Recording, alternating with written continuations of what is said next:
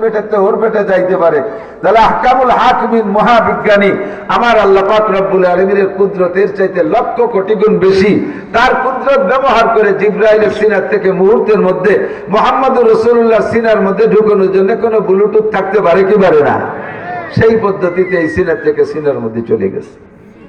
কাজেই উস্তাদের সিনার থেকে ছাত্রের সিনায় যায়, বক্তার সিনার থেকে শ্রোতার সিনায় যায়, পীরের সিনার থেকে মুরিদের সিনার মধ্যে যায়, মুরব্বীদের সিনার থেকে মোখলেসের সিনার মধ্যে যায়।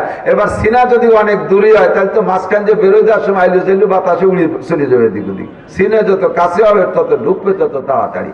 ওয়াজের ময়দানে বসার জন্য তার কাছাকাছি বসার চেষ্টা। আল্লাহ পাক রব্বুল আলামিন আমাদেরকে বুঝার শেখার তৌফিক দান করে, বলেন আমিন।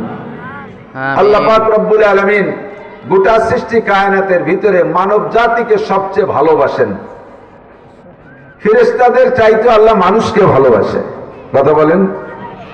জিনদের চাইতে আল্লাহ মানুষকে ভালোবাসে, আসমানের চাইতে আল্লাহ মানুষকে ভালোবাসে, জমিনের চাইতে আল্লাহ মানুষকে ভালোবাসে, চন্দ্র সূর্য গ্রহ নক্ষত্রের চেয়ে আল্লাহ মানুষকে ভালোবাসে।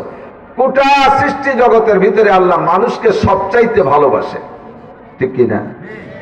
এর বহু প্রমাণ, এই কয়েকটা প্রমাণ দিয়ে আমি আলোচনার দিকে চলে যাব। আল্লাহ যে মানুষকে সবচেয়ে ভালোবাসে, কুরআন শরীফের ভিতরে বিভিন্ন আয়াতের ভিতরে আল্লাহ বলেন আল্লাহু ইউহিব্বুল মুহসিনিন, আল্লাহু ইউহিব্বুল মুত্তাকিন। বিভিন্ন ভাবে বিভিন্ন শব্দ আছে। আল্লাহ মুহসিনিন, মুত্তাকিন, পরহেজগার, ঈমানদারদেরকে আল্লাহ পাক ভালোবাসেন। গোটা সৃষ্টি জগতের ভিতরে মোমেন মুসলমান হোক আর না হোক, কাফেরও যদি হয়, সে মানুষ হলেই আল্লাহ তাআলা তাকে ভালোবাসে। প্রমাণ হলো আল্লাহ পাঁচটা জিনিস নিজ হাত দিয়ে তৈরি করেছেন। পাঁচটা জিনিস নিজ হাত দিয়ে তৈরি করেছেন। আমরা আপনারা সংসারে অনেক কাজ করি, যারা গার্জিয়ান আছি, নানান জন্য দিয়ে নানান কাজ করাই। যে কাজটা একান্ত নিজের একান্ত, সেই কাজটা একান্ত নিজের হাতেই করে থাকি, যেটা অন্যকে দিয়ে করালে সুন্দর হবে না, কথা বলেন। আল্লাহ পাক আসমান বানাইছে কোন শব্দ দিয়ে? কোন সামান আসমান হও, ফাকানা সামান আসমান হয়ে গেল। কোন আরদিন সাতটা জমিন হও, হয়ে গেল জমিন। বানাইতে হাত ব্যবহার করে নাই। কোন শামসান সূর্য হও, হাত ব্যবহার করে নাই। এত বড় সূর্য, পৃথিবী থেকে 13 লক্ষ গুণ বড় সূর্যটা আল্লাহ তাআলা বানাইতে হাত ব্যবহার করে নাই। কোন কামারান চাঁদ হয়ে যাও, এত সুন্দর চাঁদ হয়ে গেল কোন শব্দের দ্বারা? কোন জিন্নান জিন জাতি হয়ে যাও, হয়ে গেল জিন, আল্লাহ বানাইতে হাত দেন নাই। যত ফেরেশতা আছে সমস্ত ফেরেশতা বড় মুবাররা মুনাজ্জা পবিত্র জাতি, যারা গুনাহ বোঝেই না, এই সমস্ত ফেরেশতা বানাইতে আল্লাহ তাআলা হাত ব্যবহার করে না। কোন মালাইকা ফেরেশতা হয়ে যাও, ফাকানা মালাইকা ফেরেশতা হয়ে গেল।